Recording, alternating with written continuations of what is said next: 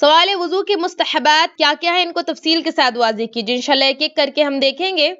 سب سے پہلا ہے اعضائے وضو کو 3 مرتبہ دھونا، یہ مستحب ہے، یعنی کہ جو آپ کے پارٹس آف وضو ہیں ان کو 3 بار دھونا یہ مستحب ہے۔ دلیل کیا ہے؟ حضرت عثمان رضی اللہ عنہ سے مروی ہے کہ رسول اللہ صلی اللہ علیہ وسلم نے 3 مرتبہ وضو کیا، یعنی کہ 3 مرتبہ آپ نے اعضائے وضو کو دھویا۔ صحیح مسلم کی حدیث ہے، حدیث نمبر 230۔ یہ 3 مرتبہ اعضائے یعنی وضو کو دھونا یہ مستحب ہے، یعنی کہ 3 بار ہاتھ دھونا، 3 بار چہرہ دھونا، 3 بار کلی کرنا، یعنی ہر عمل کو 3 بار کرنا سوائے مسح کے، یہ مستحب ہے۔ دوسرا ہم نے مستحب جیسے کہ دیکھا تھا مسواک کرنا، تو اس کی دلیل کیا ہے؟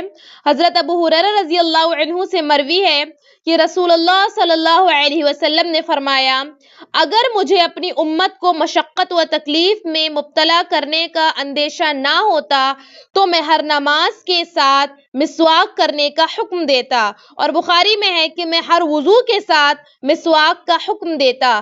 صحیح البخاری کی حدیث ہے، حدیث نمبر 887۔ اسی طرح ایک اور روایت میں ہے کہ نبی صلی اللہ علیہ وسلم نے فرمایا، مسواک منہ کی طہارت یعنی کہ منہ کی پاکیزگی اور رب کی رضامندی کا باعث ہے، یعنی کہ رب کی رضامندی کا سبب ہے۔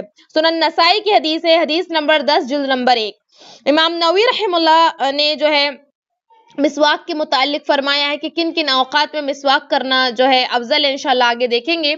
تو یہاں ہم نے مسواک کے بارے میں دیکھا کہ مسواک کرنا اور جو ہے آپ نے 3 مرتبہ اعضائے وضو کو دھونا یہ مستحبات میں سے دلیل کے ساتھ ہم نے دیکھا۔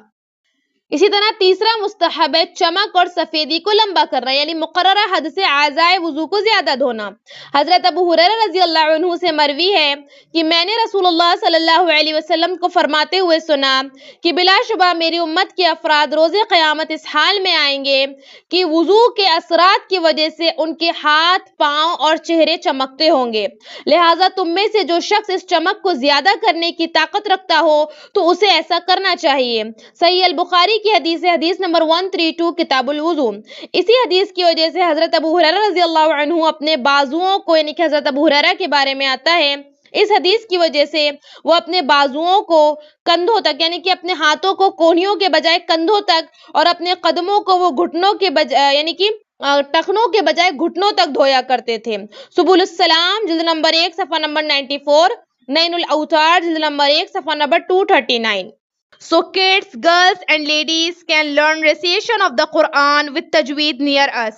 Ladies teacher will be teach inshallah. We will teach supplications,